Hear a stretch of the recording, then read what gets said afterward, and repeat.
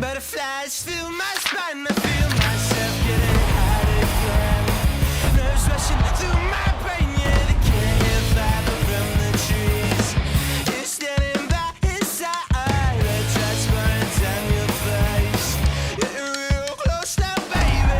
Holy fuck, I feel it with you. I lose self-control. Now I found that you're not one to hear me now. You got me on my knees begging for your lady. And like a fool to stand around and let you blame me. And I'm riding in the sky to the lowest I can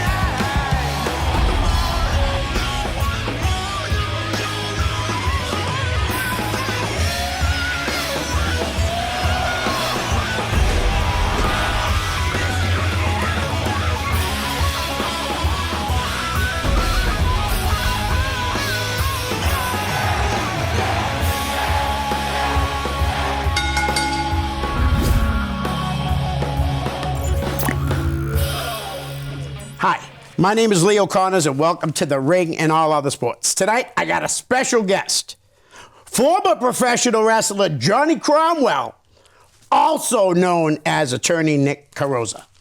How are you? Thank you for having me. My pleasure. We talked about it that time you were here, and it was time. Yeah. All right. Nick, where'd you grow up? Salem, New Hampshire. Okay. Right on the Mass border. I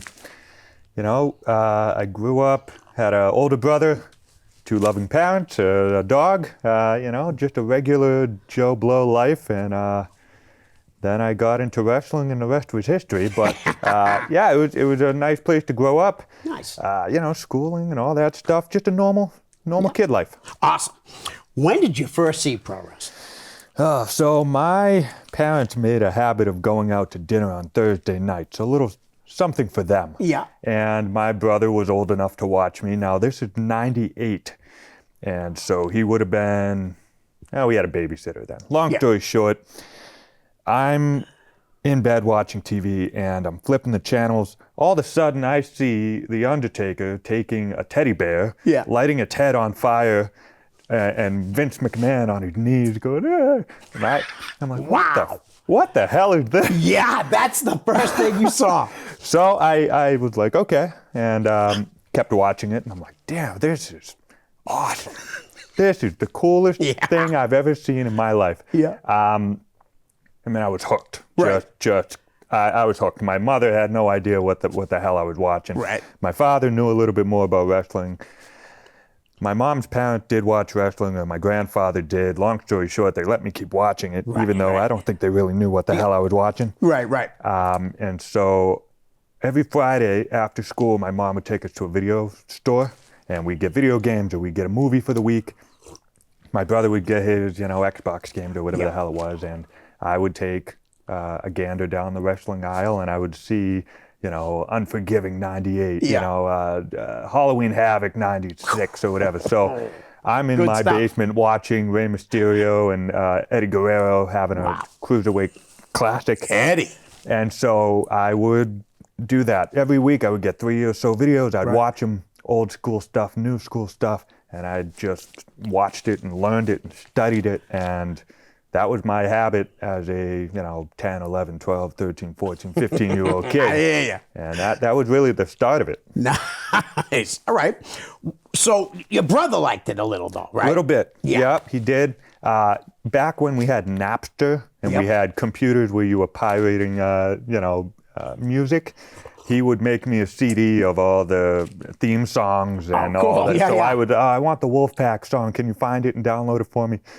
4 hours later and a couple of viruses after, we would have. So he got into it, but not nearly as much as I did. Okay. What about any friends at school? So I definitely had some friends that liked it. It wasn't until high school where I met a friend of mine, Chris Janko, shout out Janko, where I was talking to a friend of mine who knew I liked wrestling, and I happened to mention John Cena's name, and this kid jolted back and said, I heard John Cena, are you a fan?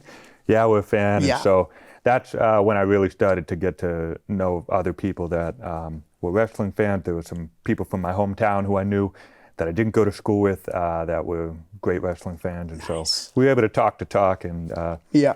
beat each other up in the backyard when we probably shouldn't have. Yeah, I think everybody did that. And people that say they didn't, they're lying. Yeah. I mean, come on. I used to put the figure 4 leg lock on people, and they would do it to me, you know? Well, my brother and I used to do that on my parents' bed. You know, Yeah. We'd be throwing each other. He'd Yeah. put me in a leg, let my back hurt. You know, don't try this at home. Yeah, exactly. All right. Who did you like when you first started watching wrestling? Was it The Undertaker? Did you like him at all? He scared this I was ever gonna- living yeah, daylight I out would of me. imagine. So I was bigger into, believe it or not, Triple H was my big. Okay. I don't know why he was a heel. I shouldn't have liked him, but I always liked. You know, he had Stephanie. He had all the champions. He had his goons and Right. something about him I liked. Yeah. But he was a great wrestler, man. I don't care what anybody says. Triple H, one of the all-time greats. best heel Yeah, around. He got so many absolutely. people over, and Yep. you know, he made Rock. Not Hogan, Stone Cold, they made them all look great. Yeah. Oh, yeah, absolutely. Everybody. Yep. And so, but what I used to do is I used to be almost like a historian. I used to go to DVD stores. I would get anything I could to buy and watch. Right. And there would be, you know, Vern Gagne stuff. There would be championship wrestling stuff. So I was really a student of the sport, and I would go back, and I was a fan of Ric Flair. I was a fan of, you know, Harley Race, and I would go back and watch all of those. Right. And I really liked a lot of old timers, and it wasn't just Attitude guys, it wasn't just WCW guys. Yeah, you were diving into the sport. Oh yeah, I was head first. Did you ever buy any magazines? Oh yeah. Yeah, because I was a magazine kid. You Since should've I seen was my 7 wall. years old. My wall had all the posters on it, and it's funny. I was telling my wife actually. I used to have all the guys, like there would be Triple H, and you know, Yeah. there'd be The Rock with the eyebrow, and then over time, as I became a teenager, it started to be Trish Stratus and Tori yeah. Wilson, and all the guys came off the wall, and all the girls came on the wall. Yeah. But yeah, the magazines were great. I'd read all the articles, Yep. get to know about the guys and the girls behind the ring, and all that stuff. Yeah, it was That's good. awesome. Yeah, it was cool. Nice. When did you go to your first show? Do you remember? I do. My parents took me and my brother to the SmackDown right before, I want to get this right, I want to say it's right before the Invasion pay-per-view, Okay. where That was what, 2000, right? Right 2000, around 2001-ish, Yeah, yeah. And I distinctly remember I got a picture somewhere of me and my brother. He's got a cane foam finger, and I got a Y2J one. And we're in the audience, and you know, I look stupid. You know, I'm doing the Jeff Hardy thing. You're having fun. I was, but I distinctly remember Stephanie McMahon standing over with Paul Heyman, a couple of the Invasion guys. People were smashed through tables, and Right. they're just like celebrating, like, "Oh, we're gonna win this thing." And so that was the first time. And then we used to go a couple more. Not a lot of indie shows. Right. They didn't know any better. They didn't know like what the local Yep. attractions were. So it was only when WWE came to town. Yeah. But then I started with my friends, Yeah. discovering, you know, You discovered the indies? yeah, the Chaotix and the Yeah. WFAs, Yep. which is where I started training. And I know we'll jump into that in a minute. Absolutely. But, never had a chance to see a WFA show. Right. And because after I started training, Steve unfortunately passed away. right. And then there was only really Chaotic that I knew of. And so we used to go to those shows and Yep. heckle Rich. Sorry, Rich. You were great. Mike Crockett. You saw Crockett? Oh, yeah. Everybody yelled at the poor Crockett. And he's like the nicest guy in the world. Honestly, he is. I don't know how that started, but we just followed along Right. and said, "You saw Crockett?" Yeah. Everybody was yelling. Yeah. They never yelled at Fat Pants. No, they didn't. I'm serious. Like, they didn't pick on him. Everybody picked on Crockett. Poor guy. Yep, poor guy. All right. So when did you know wrestling was something that you wanted to try? Were you still like young or? Yeah, so when I was doing all the film study, let's call it, I had won a big red teddy bear at a school function. Yeah. I don't know what, but it was about my height, and it was like 5 feet tall, and at that point I was probably 5'5". And what I would do is I would practice all the moves with this teddy bear, right? Right. I'd be like, suplex, you know. So my mom, to her credit, found a newspaper article for the WFA fantasy camp. So There you go. it wasn't until then that I even knew it was an option. Right. So, but to my mom's, what she was trying to do is just, it's a phase, you know, let's have him do Let it. him try it. He'll do it, he'll try it, and then he'll get it out of his system, and Yep. then he'll go on, he'll go be a doctor, or he'll be a lawyer, allegedly. Yeah. And so I did it, and I met Steve, Fury, John Poe, Mistress Belmont, Shane, and who am I forgetting? Scott Reed, Brandon Locke. They were all teaching this camp, and it was like a 3-day thing or a 1-day thing. And after, Steve was like, hey, you got some raw talent, like, let me talk to your parents real quick. So they took me out of the room. They're talking to my parents. He said, all right, we'll leave. And then I was like, hey, I kind of want to do this. And he was like, well, the teacher actually said you probably should do this. And we don't know what we're getting yourself into, but we'll fund you the money, and we'll let you do it. And I just got my license. I was 15 years old. I had a beat up green Dodge truck. Yeah. And I started making the drives from Salem, New Hampshire up to Manchester, Candia Road, little storage unit, kind of like this. But that's when it all started. I started training. That's wild. Yeah. But unfortunately, it was only 6 to 8 months, because then Steve stopped showing up, and it was more just Brandon Locke, Scott Reed, DeShane. Yeah. And they were the ones training, and once the doors closed, I was pretty much without a home, and the next chapter began. Yeah. Well, I'll tell you, Steve was incredible. And so Steve must have been the guy that started the 1-day fantasy camp, right? Because, I mean, I know Chase is doing it with Chaotic now, which is great. I love seeing the post. You know what I mean? There's freaking 60, 75 people around, It's great. Pretty awesome. It's great. And, it gets people a good idea of, hey, what's this all about? Is it for me? Can I take it? Am I built for it? Right. And if but once you get the itch, and there's no really going back. Right. How many of those people just pay the one-time fee and never come back? I bet that number is probably very low. Right. But then hit the ropes a couple of times for a few weeks and see how you feel, and maybe it doesn't work out. Yeah, I don't know if you don't know and you're watching this show, man, you run the ropes, right? You end up with these giant bruises all over you. It's unbelievable. I've seen them on people, Big welts, but it's weird. It's like your body gets calloused, and you get used to it. Yes. And it's, you learn how to take a bump, and that's it. What was that? Was it hard, though, to always remembering to tuck your chin? Because, I mean, when you fall normally, you put your hands up. And they're telling you not to, and they tell you to tuck your chin. I would imagine I would probably bang my head a whole bunch of times before I would finally, seriously, pay attention and really do it. And I know a lot of people that just couldn't understand the concept of doing it because it felt so unnatural. Not to toot my own horn, but I picked it up pretty quickly. I didn't find it to be very difficult. I'm a natural athlete. I can jump pretty high. I can do backflips. I can do all that kind of stuff. So just the idea of doing the flip, landing flat, tucking your chin, it came natural to me. Nice. But I'm teaching my 7 and my 3-year-old on the bed, how to take a scoop slam. And, they're putting their arms way down before, and I'm like, I'm gonna get in trouble. You're gonna break your arm. Like, mom's gonna kill me. Yeah, can't have that. Yeah, but she's watching, so she knows what I'm up to. She knows. Hey, at least she allows it. That's nice. That's a great wife. Oh yeah. So you mentioned some of the guys that were at the WFA. Yep. And so you learned a lot from Brandon Locke and Scott Reed. Were those I think you said those 2 guys specifically, right? Yeah, those 2 specifically. They were really hands-on. I learned a lot from actually Kathy, Mistress Belmont. Yeah. She was terrific. She was there all the time. Right. And Shane was there. Didn't learn too much from him, but he was there. Right. But I just remember Brandon Locke and Scott Reed being, really vocal and making sure that you got the basics down and that you were doing everything right. Right. I wish I had more time with them, because I really feel like their tutelage, just the way that they present the material and relate to you. Right. I think they really did a good job. And I'm sure they were pros even way back then, really. I mean, I looked at them like, Jesus, you guys must have been doing this for years. And they were probably not much older than me. Yeah, probably 3 years in.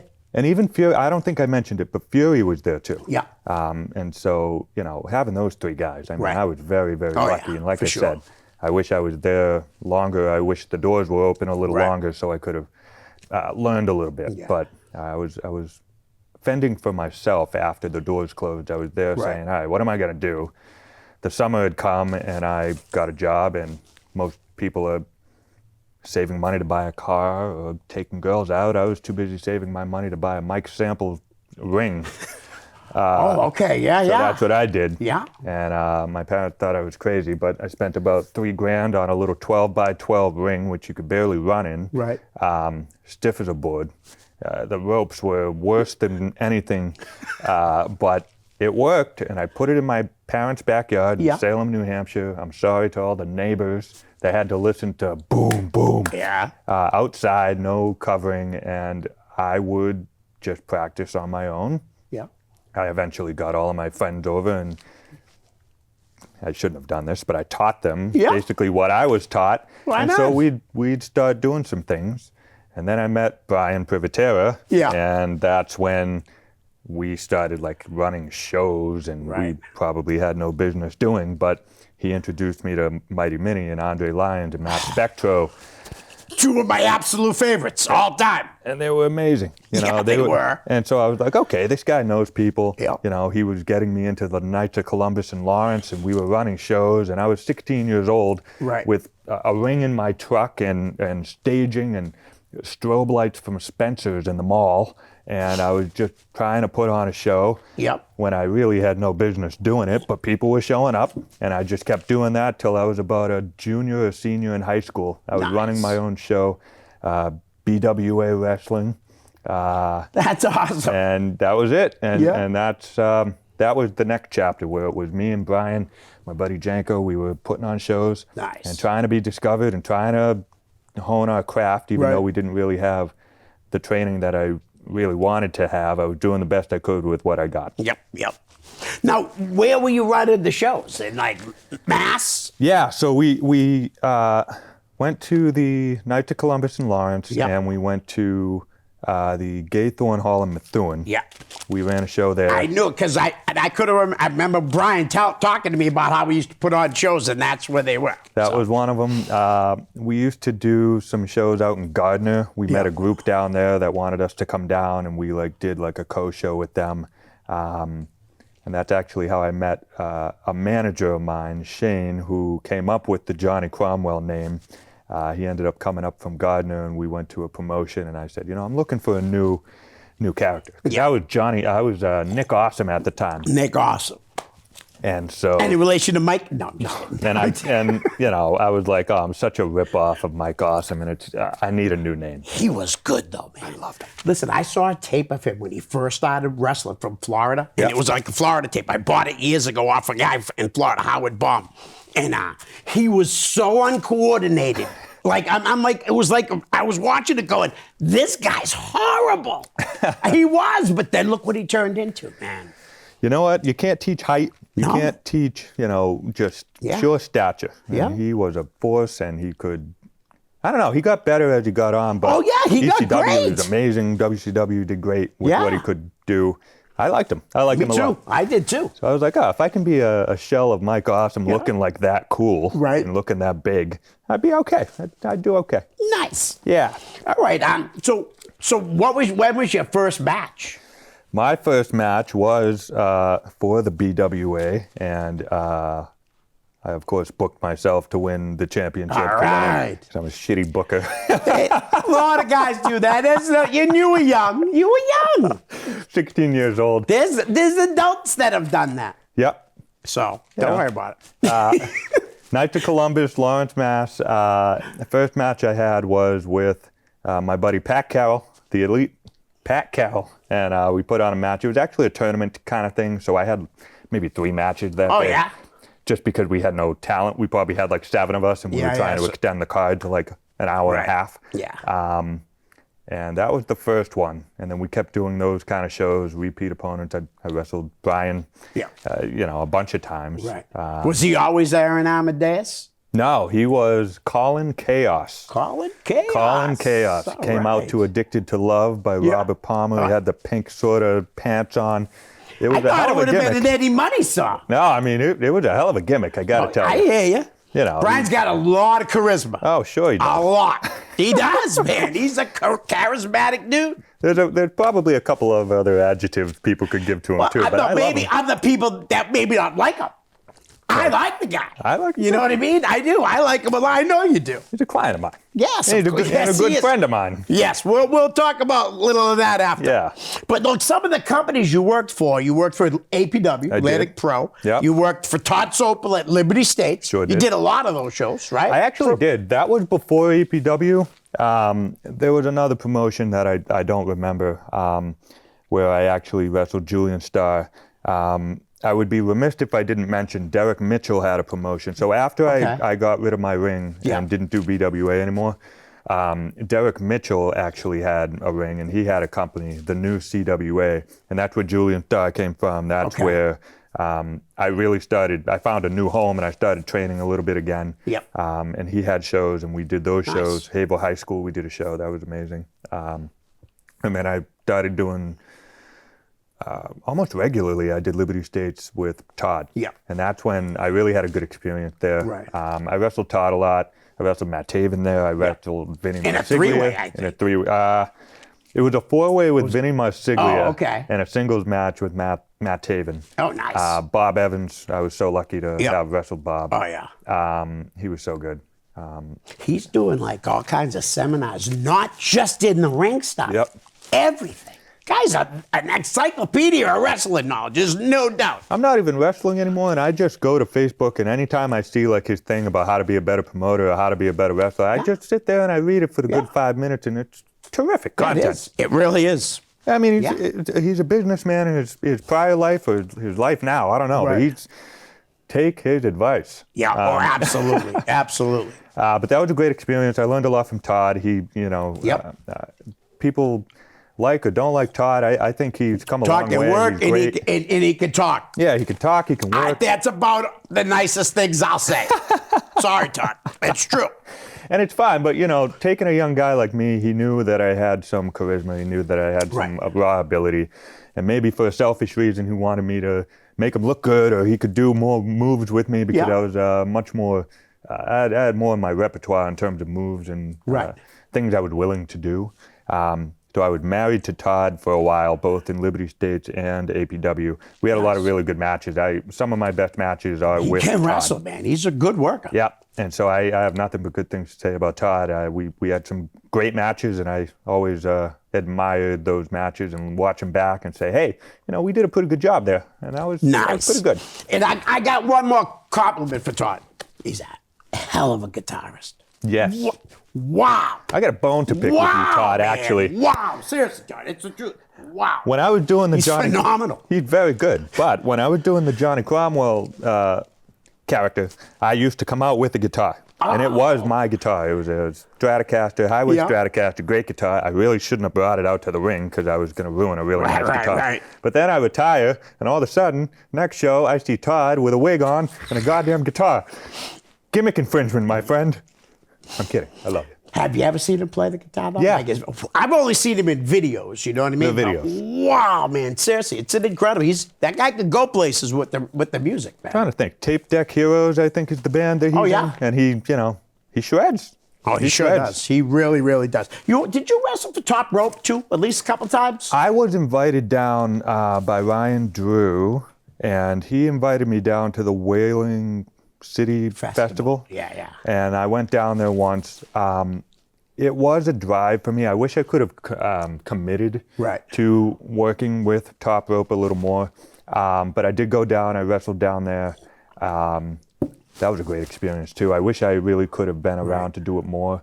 My problem as I got older was I couldn't commit to all of the dates, which really sort of, and I know I mentioned it last time, where I said, if I can't do it 110%, I'm, not doing the promotion any good. I'm not doing my fellow wrestlers any good. Right. So I could be selfish and just show up and do the, once a month thing Right. and have no regard for storylines or whatever it was, and take my hot dog and my handshake and leave. But it came a point where I just said, you know what, I'm not being fair. I'm not being, Right. So that's what happened. But I had a great time at Top Rope, but I only wrestled for them, I think maybe once or twice, which I wish I could have done more. But Now, were you in the ring with Nick Steele and Vane? not Nick Oh, maybe I was. I'm pretty sure I saw it on the cage match today. I think you I might think be you were right. in a tag team match. I wish I could remember who your partner was, but I'm pretty sure you took on Nick Steele and Frankie Vane. Well, Vane. I think you're right. You know, I Yeah. think you're right. Nick. I only met Nick once, right? And I always say the same thing. He couldn't have been nicer to me. Like, seriously, what a guy, man. Everybody there, and especially Nick, now that you mentioned it, they were just the nicest people. Yeah. And they were very reassuring. And I was, at that point, I was very stuck with Liberty States and APW, and I was comfortable. Yeah. I didn't do a whole lot of traveling. Right. And so when I was driving down, it was about an hour to myself, and I was saying, oh my goodness, what if these people don't like me? What if I'm, Right. not good enough, And I got there, and they couldn't have been nicer. They made me feel like I belonged, and Nice. they said, hey, you still have a long way to go, but, there's a lot of raw talent. You can really do stuff, and Ryan Drew is great. Yeah, Ryan is awesome. I just wish I could have followed up on their advice and Right. kept my training going. Right. Now, were you going to school at that time, too? Yeah, so I was going to... You're busy, too, though. I was in college. Yeah. I was had a bartending job, which on the weekends is, if you're going to try to take a weekend bartending Yeah. job off, it's a no-no. Yeah, exactly. If you're in the wrestling business, yeah. So I moved stuff around. I worked an extra lunch shift or whatever I Yeah. could do to try to make it work. I was starting to date my wife then, so the boys are great and all.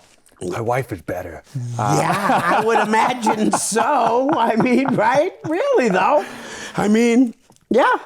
So that's when the thought started creeping in, where I was saying, okay, I'm not being really fair to everybody Right. else. If I'm not going to give it 110%, I'm not going to do it. But I got in a couple more years of doing it sort of on a once-a-month basis. And APW was a big part of that, where I was there for them for at least 2-3 years, pretty solidly for about a month, once a month or twice a month. And that was really the last stop, I think. And Todd would run at the school in Peabody, right? Yeah, the Peabody School. Yeah. Nice venue. Yeah. I think, I don't know if it was, it might have been a Liberty State show. I went, Damon Farrow was there. You know Damon? Yeah. And he brought some of his residents from where he works. Yeah. So, I think it might have actually been a Liberty State show. I bet it was. That sounds right. Yeah. I'll tell you, a lot of people were bummed out when he stopped running because he gave a lot of people work, man. He Wow. had almost a who's who of New England went through Liberty States. Yeah. Mav. Carmelo Hayes. Carmelo. Right? My brother loves to say this one, Steve the Turtle Wiener. Yes, I love Steve. He's awesome. He is. He's a great guy. Yeah, no, he was good. I mean, we had a nice locker room, and of course, Bob, I could see him peeking through the curtains, and he's ready to give you advice when you come back. It was Right. a really good locker room. Yeah. I think we even had Dr. Heresy maybe once or twice, coming through. We had people show up, and it was a really good show. Right. The reason why they shut, I have no idea. Yeah. That's not for me to know. I was Yeah, just a no, I'm worker. just, like I said, I mean, I don't really know what happened either, but he just stopped running. Yeah. Maybe he wanted to do music more. You know what I mean? Well, I know he started doing APW a lot, and he was just being booked for them. Right. And Well, yeah, because he was working with Big Woody and who's the other one? Big Woody, and there was three of them all. And Mike Lee King. and Mike King. The three of them, they were like the three kings, they called themselves. Yeah. Am I right? Yeah. All right, Think because you're that right. was before I started going. yeah, and then there was Ed Hunt and Yes, Woody. Uncle Eddie. God rest his soul. Yeah, he that was was very great, upsetting. Very. That was very upsetting. So when I was there, it was Woody, Ed, and Joe Moakley were kind of doing things as the three of them. Mike King was certainly there. He was. The best parts of those shows were just sitting on the couch next to Woody. He never, Right. it was like Oh, yeah. the back. So entertaining. Oh, it was just some of the best conversations you have. He could talk about every sport, everything. Yep. And lots of knowledge. Big Woody was awesome to me because he knew me and Todd were having issues, and he came on. He said he would bring Luis Ortiz, and he did. Yeah. And he asked me, he said, with 10 minutes left, could I say if nobody likes Todd so they can kiss my back? And I said, go ahead, dude, do it. And he did it. It was awesome. But Uncle Eddie, I was trying. I still want to get Mickey Ward to do the show, but I was gonna have him come with me because he's a huge Mickey Ward and a boxer fan. Well, he was, Yeah. Great guy. I was very upset to hear that. Yeah. Very upset. Very, very sad. All right, well, listen, let's get at. Wow, this is the longest I've gone without getting to the fan questions. Rena Orlando. Yeah.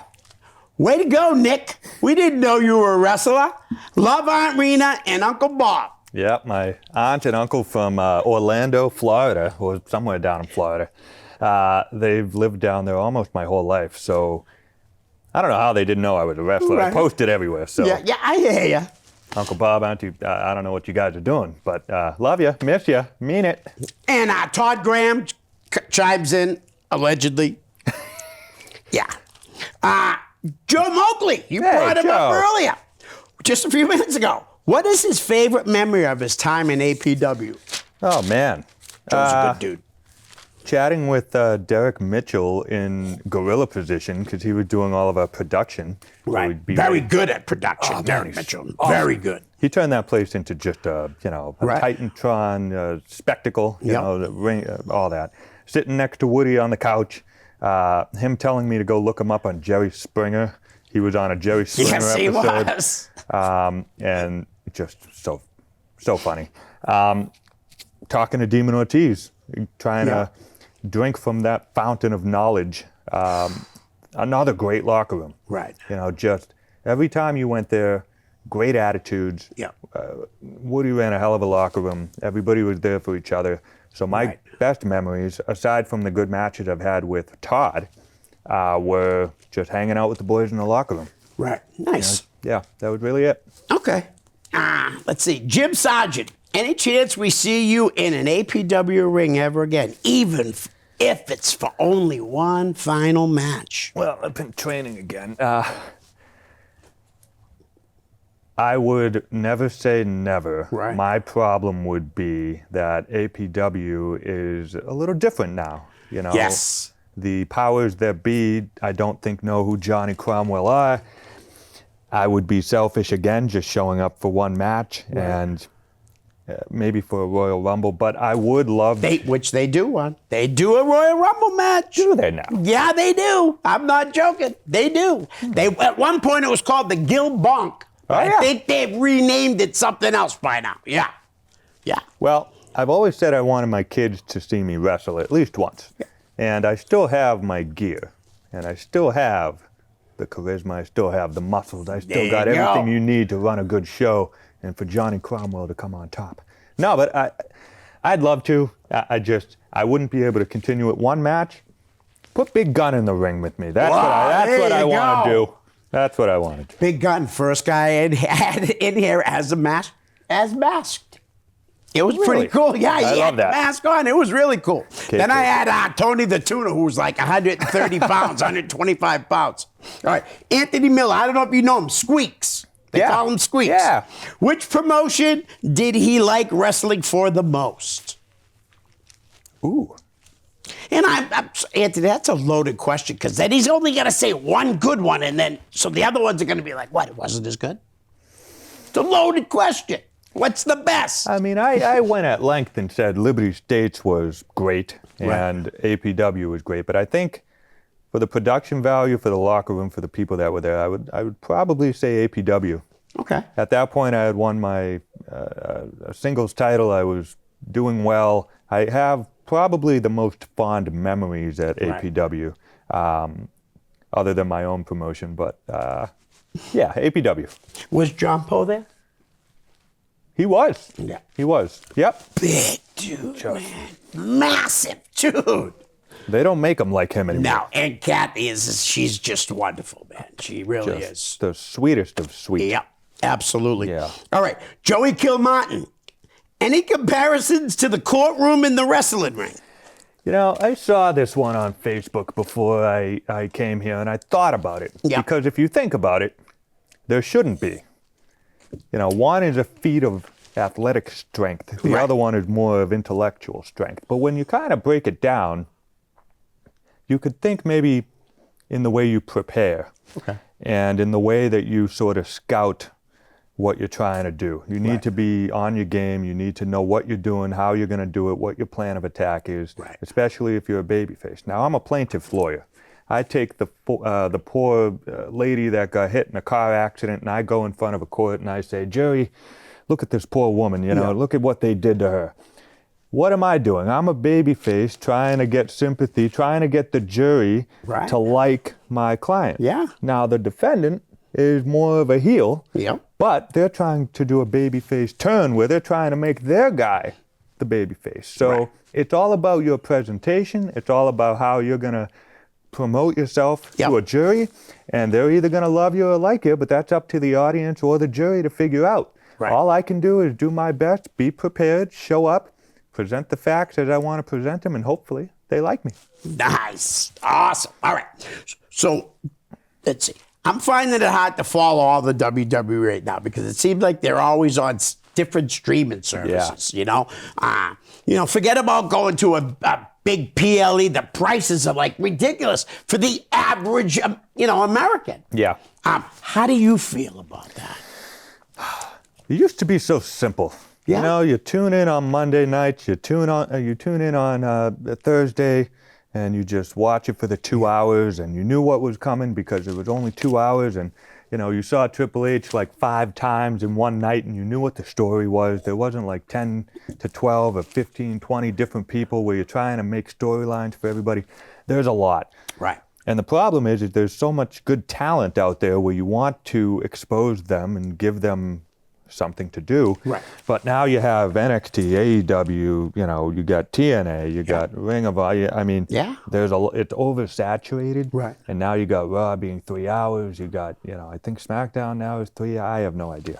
I try to keep up with it. I as think much as I SmackDown can. is 3 hours now, or it was, because I think I just watched it the other day, and there was no way that show was 3 hours. Just Yeah. the other night, there's no way, because it got over like I was like, wow, it's already at the end. I mean, I still love it. I'm always going Right. to love it. Being a father of 2 young boys and a devoted husband and running my own law practice, I just don't have the time that I wish I could.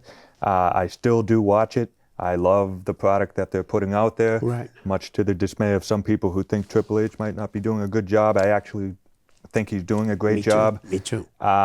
AEW, I think, is losing a little bit of steam, but they're a different kind of product, which I enjoy watching. So there's something for everybody, Right. which is never a bad thing.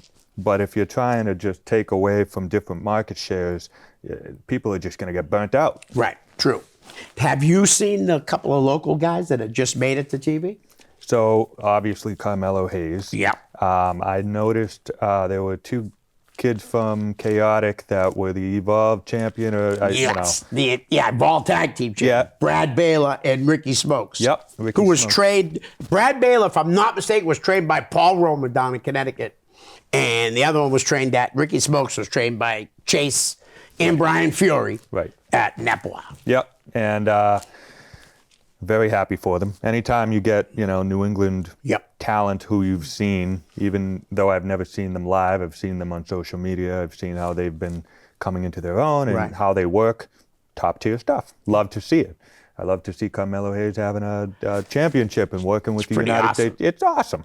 It Especially is. when you've seen these people. Right. I've wrestled Matt Taven and I'm watching him on TV and I'm like, how cool is Dude, that? he won the Ring of Honor World Champion. Yeah. Ryan Drew drove up to at Madison Square Garden, a kid from Derry, New Hampshire. Yeah.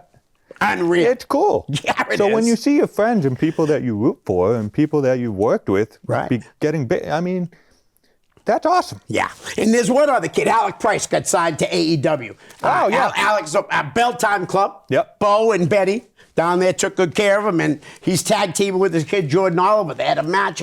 Alec had a match against MJF and Limitless in Maine a couple weeks ago. We went, me and my buddy Dave, and it was unreal. He hired him on. I said to Dave at the show, I'm like, imagine if MJF goes back and tells Tony, hey, you should hire these kids. The match ended and MJF hired them. It was unreal. You never know when your opportunity is going to come. Exactly. So, No doubt. yep. All right. This question, I want to be real respectful here. Chase and I have a good relationship, and it's important to me to not go down that road and be like a dick. What was the actual verdict of the case? The verdict of the case, pretty simple, was they did not find the defendant, my client, guilty. And it didn't get much further than that. They came out, there were certain jury instructions, and they had to get past question 1, whether Brian was the butterscotch boss. Right. And they answered no. And so all of the other questions don't matter because they found that he wasn't the guy. Yeah. So at that point, my client was off the hook, not guilty. Thank you very much, jury. But that was it. And it's very anticlimactic, but that was it, and it was a great moment for my client. Right. He was relieved, and because he knew he didn't do any of it, and That I was knew a he lot didn't of money he was being sued for, too. It was. It was a lot of money. I mean, that's a burden. I mean, Absolutely, you know, it is. No doubt. So yeah, I mean, there's still legal fees and all that other stuff that I'm sure Chase is paying too. But it's part of it. If you feel so strongly in a claim and you're going to bring it all the way, right. I mean, you hope you can win. Otherwise, you're left with the bill. Yeah, and I gotta say it. That's the only time I've ever been on the stand, and you could probably tell, huh? Because the judge loved you, Leo. Yeah, she was like, "You answer questions. You don't ask questions," and the jury's laughing. And I'm like, "I've never been here before. I don't know what I'm supposed to do." You turned that into a sitcom where the audience and the inmates are laughing funny. like nuts. She's like, "I don't even know anything about wrestling, and you, sir, you answer the questions." Don't ask him. Judge, I got a question. Can I ask him a question? No, just sit there. Answer the question. It was hilarious. Oh, it was great. No doubt. Yeah. And I think one of the jurors actually commented on a post of mine, I think, on Facebook about the case. Oh, yeah. Yeah. He did. Yeah. He did, yep. And Allegedly. Allegedly, that juror, And he said that, too. He was poking a little fun. Oh, yeah, he was, yeah. It was funny. It was funny for everyone but Chase, probably. Yeah, you know what I mean? You know and what? his lawyers. That's all. 4 years. We invested 4 years of time. Wow, man. And, I don't think it should have ever gotten that far. Right. It's a lot of money to spend on something. You know what I mean? Only for the outcome to be what it was. Right. Thankfully for me and thankfully for Brian. Yep. But didn't think there was really any doubt. But right. Like I said, 2020. Like I said, Chase is doing great things actually with Chaotic Wrestling and the New England Pro Wrestling Academy. Phenomenal stuff. Yep. He just had a fantasy camp. He did. And there had to have been 75, 90 people there. That's a lot of people, Another future Johnny Cromwell is in the mix there. Absolutely. That's how people get their starts. Yep. So I love to see it. I love to see it. My friend Brandon went to a fantasy camp, and he's out of training, and then work got in the way, and he stopped training. But, he was giving it a go from the fantasy camp. It's amazing up here how we have so many avenues for success. Like you can go to WFA, you can go to the Elite Pro Wrestling Training Center, you can go to Chaotic, you can go to Ryan Drew, you can go anywhere. Oh, yeah. There's plenty of places in New England to be trained. Oh, yeah. Go NRG, David Cash, down in Fall River, New Bedford. Yep. There's so many places. My kid used to have a school. I don't think he still does, but I'm sorry if you do, Mike. Don't hit me. No, Mike's awesome, though. Yeah, he is. He really is. All right, so listen, before we play a little bit of the name game, you retired on November 22nd, 2014 at APW. I did. And who did you wrestle that night? Did you wrestle? You had to wrestle, right? No, I showed up and I cut a promo in the ring saying I was going to retire. Wow. My last match there probably was with Todd. I think I lost the New England Championship, I think it was. At APW? At APW. Yeah, okay. And life was getting nuts. I just got, I was in law school. I was going heavy steady with my fiance, my wife, and I just couldn't commit. And like I said earlier, if I can't commit, I can't. Right. I can't do what I want to do. And so I got in the ring, I announced, and everybody was upset. And then Todd came out, and we did this little thing where he was like, "Oh yeah, congratulations, good for you." Tried to give me one, and then I ducked and hit him with a super kick, and then the crowd went nuts. And I bowed. And he had to go back to the. That's cool. Nice little send off. Yeah, definitely. I appreciate it. And that's how wrestling is, man. That's awesome that happened. Yeah. That was great for Todd to do that. All right, the name game. Okay. Vinny Marsaglia, who's right now is what's his gimmick right now? The last time I saw, he was Is he like a hippie leader or something? Yes. He's hippies with The Dutch. cornrows Yeah. and all that stuff. A unique talent. A one-of-one unique talent. Who, when he first started wrestling, you would have swore he liked Jeff Hardy. He was Jeff Yeah, Hardy. yes, he was Jeff Hardy. No, but that's cool. Of course you're going to do that, though. I mean, that's your favorite wrestler. You want to be just like him. I get it. That reminds me at the WFA training camp, they give you a match at the end of the, you get to wrestle like another student there. And this kid was Jeff Hardy. He had the arm stuff, he had the hair, and you would never know the difference. But I remember I was like, everybody wanted to be Jeff Hardy, and this kid looked like it. Moonsault off the top of the whole thing. I should have said he was like Mad Hardy, but then you would have been laughing, because it would have been a good joke. But yeah. All right, how about Big Daddy Bravo? Never had the chance to work with him. No, never worked with him. I don't think so. All right, how about Gunner Rowe? Gunner. Yeah. Love Gunner. He was so funny. He had all the Army garb, and he was fun to work with. I don't know where he went or where he ended up going, but I always enjoyed his company. He was with Derek at the new CWA and Julian Starr, so that was part of the new group that kind of took me in after BWA was done. And I really enjoyed. I had a match. He was in that four-way with me, Vinny Marsiglia, and I want to say probably Todd. Yeah. He was great. I had a lot of good matches with him, and I really enjoyed working with him. So did you work Julian ever? I did. Nice. I worked Julian. We had, I can't for the life of me remember this promotion, but they were running out of the Woburn Elks Lodge. The only thing I can remember is the promoter used to kick with his left leg. He did everything with his left side. It was very strange. Right. Big guy. But him and I did a three-way match where he was Rylan Renoir. Yeah. And he had a manager there, and there was another friend of ours. Oh, that was Julian. I wrote his name down here. I did not know that was Julian. Yeah. That's Julian, yeah. And we had a banger. There was another kid there too, SJ. It was another friend from Gardner, I think. And we had that was actually a great match. It's on my YouTube channel. I came across it today. I didn't know Ryan I didn't watch it. I'm going to watch it now. Julian just came back and had his fight and a match. I'm beat glad the crap out of Charlie Cashew. Yes. I was happy to see it because I love Julian. I think it's just such a talent. Yeah. And he really understood wrestling, and he was a fan, and he was a great worker. And it made me happy to see that, he lost the weight. He worked hard, got back in the ring, and he looked good. Yeah, he looks real good. He's a nice guy, man. I never knew him until I had him on the show. And then him and Tarzan had me on their podcast. We did it at my school. They're like, where can we do it? I'm like, meet me at my school. We'll do it. We did it in the computer lab, but had an AC unit right in the wall. It was in the middle of the summer. Yeah, very nice. Yeah, he's a great dude. He is. All right, how about Brandon Webb? Brandon Webb. He was the one in the four-way. It was me, Marsiglia, Gunner Rowe, and Brandon Webb. Great gimmick. Yeah.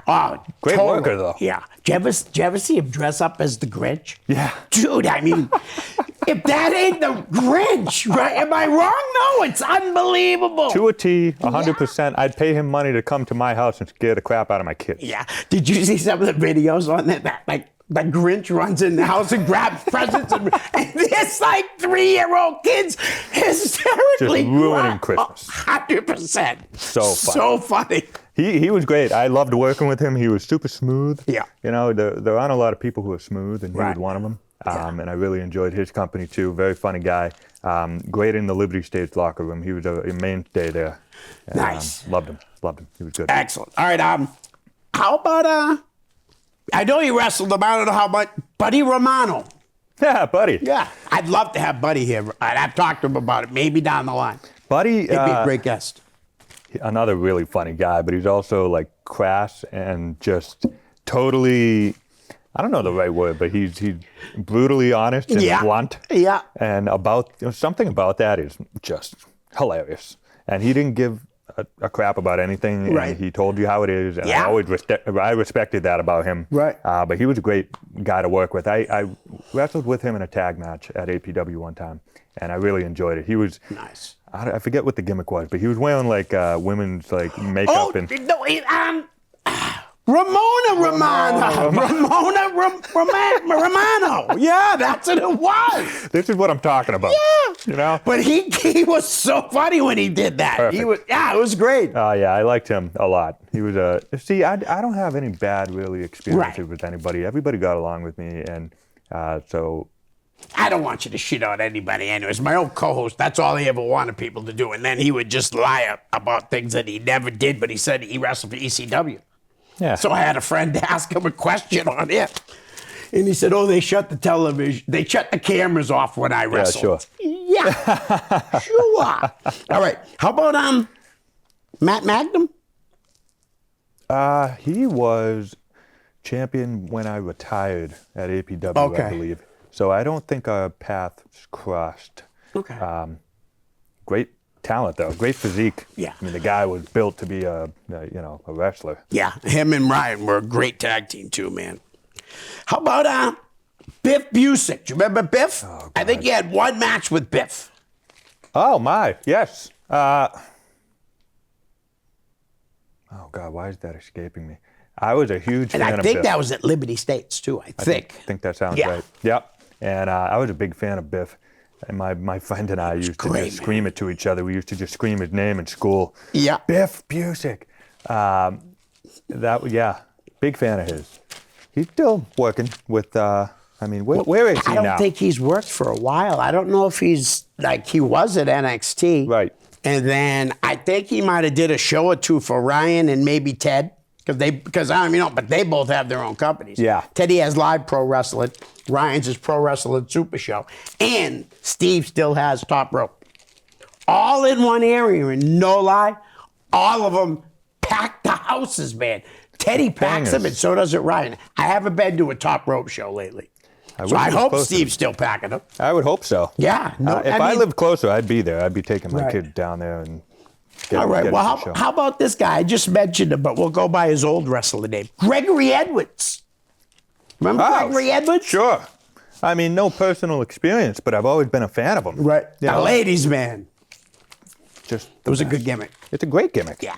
I mean, and he pulled it off too. Oh, absolutely. How many of those ugly bastards do you see there? I'm the ladies' man, and Yeah. they look, Right. Come on. At least he could pull it off. No, I hear you. How about Matt Loudon? Matt Loudon. That's a name I haven't heard in a long, long time. Love him. Yeah. We got like 6 minutes left. I got some good names. Yeah. For that. And I noticed that you did. J.T. Dunn. Great match with him at APW. Yeah. I had a great match with him, and he was very constructive about what I could do to be better, and I love that. The picture I gave you to put on the Facebook was Yeah. in the match with JT Dunn. Oh, okay. And we pulled off this crazy move where he was going to give me a DDT, but essentially it was a Canadian destroyer, but with a DDT. Yeah. And I went backwards, and I remember Johnny Cena Sr. was on commentary, and when I was watching the video back, he's like, "Oh my goodness, whoa, that's impressive!" Like I could tell he was genuinely like, "I've never seen that move before." Right. So I really had a great time with him, and he's just a pro's pro. Oh, yeah. And he's like now, too. I mean, that was a long time ago. I know. He's unbelievable now. He really is. Pro's And he was really good then, too. Don't get me wrong. He was. How about I know you wrestled this guy once, too, at least once. Bobby Ocean. He beat the holy hell out of me. Stiff, right? Like, he hits hot. That's what I've been told. He hits hot. That match was like 5 minutes. Truth be told, I probably didn't have any reason to be in the ring with him, but Right. he just put me in a corner and put the boots to me. I was like, I don't belong here. You're not my kind of opponent. But he was ripped like a brick shit house, though. He was, but again, all I remember was the boot getting into my mouth. So I always say, because people tell me he hits hot. oh yeah, How about Robbie the Giant? Okay. Aaron Amadeus, the wrestler, not Brian the person. good heel, good baby face. He can do it all. You know, he really could. He knows how to get booked, and he knows how to put on a good show. Whether I don't know, he needs to make a comeback is what needs to happen. That's what I want to see. Yeah, I want to see I the would too. legend of Aaron Amadeus continue. Nice. And just a little side note. He wrestled Chase at a UFO wrestling show by Pat Dillon. And I was there. You were there? I was there. I was there. Yeah. And that became some of the topic of the conversation. When we I were- wasn't in the room. Right. Something about a drink in the back, and the only person that could have seen it was Brian, and that was some of the stuff Butterscotch was saying. Long story short, I believe this whole thing with the lawsuit started at that show. Okay. Yeah. And so we're not going to rehash it, but Yeah, no, I hear you. I was Wow. there, and that was, I thought the match was good. I know Chase wasn't happy about it, but to the fans' perspective, it was fine. Yeah, I didn't notice anything out of the ordinary. No. You know? All right, how about this guy, I'm pretty sure wrestled for Todd. Tony Spencer? Sure. I remember Tony Spencer. I never had the opportunity to wrestle him, but he sure knew how to work a crowd. Yeah. I mean, he knew what he was doing out there. Very charismatic, and you know, it's a shame because I wasn't around all the time, and so my exposure to a lot of these great talents are very minuscule. Yeah. Which is unfortunate. Right. That's on me. That's not on them. Right. I wasn't around. Yeah, I hear you, no doubt. All right, how about Billy Kid? Okay. How about, well, I just brought up Tony Spencer. How about the guy that trained him? Or as he says, it's my fault he's in the business. Maverick Wilds. Oh, Mav. I love seeing what Mav has to say online. I've seen Mav. I've met Mav. Another fountain of knowledge. Oh, yeah. I love just hearing him talk and what he has to say about the business. There's something unapologetic about his commentary, and it's true. And you don't have a lot of true voices nowadays, and I think that's important. Right. And I enjoy it. Anytime you have him on the show, I love listening to him. I think, I think he has good points of views. A credit to the wrestling world, and a true talent when he was at his prime. No doubt. Yeah. All right, how about Johnny Idol? Never had the pleasure. Sonny Goodspeed. Sonny, he did a couple APW shows, and he was a good locker room guy, obviously another fountain of knowledge. Right. Loved having him around. Never had the opportunity to work with him, but you know, it's one of those sort of echelons of Bob Evans and Sonny Goodspeeds and people that have been there, people that have done it, where you could learn a lot from them. Right. And so I appreciated that about him. Okay. How about Jason Rumble? Jason Rumble, I've wrestled him a couple times. Hell of a talent. Hell of a talent. I really liked working with him, and you know, he was easy to we talked about smooth workers, incredibly smooth. Oh, yeah. And he knew how to do it. He knew what spot to be in. He knew where to put you, where you could succeed, where you couldn't, and he was great to talk to in the back. If we were overdoing it, simplified it down, brought it back to a baseline. It's all about working the crowd, not trying to get your spots in. And I learned that from him. It's just sometimes less is more. Right. Last name, Cam Zagami. You tag teamed with Cam, didn't you? I did. Against Anthony Green and Johnny Vegas, I think. Yes. And that was a fun show. That was like another high school show. Cam Zagami, another guy that could have really gone all the way if he wanted to. Right. Kind of like me. I think life just kind of took over. But at that point, you know, I wish nothing but the best for him. He was a Salem, New Hampshire guy too. Right. So that's how I knew him. God, he's a handsome son of a gun, though. Did you know he was a great artist? I didn't know Terrific. until I started seeing his posts. He's like unbelievable. Dude, he's real good. Yeah. Like really good. Do you have anything you want to plug? My wife and my kids at home, love you guys. You guys are great. Thank you for letting me live my best life. To my friends and family who have supported me over the years, I can't thank you enough. All of my friends in wrestling, I miss you all dearly. Keep killing it out there. And thank you for having me. Thank you, Nick. It's a pleasure again. Pleasure. Peace. Hi, guys. I hope you're enjoying the show. Listen, I could use a little help to grow my YouTube channel. So if you could please like, share, and subscribe. That's most importantly, subscribe. Send me a direct message, and I'll give you a shout out here on the show. My YouTube channel is real simple. It's just my name, Leo Connors. Thanks in advance. Peace.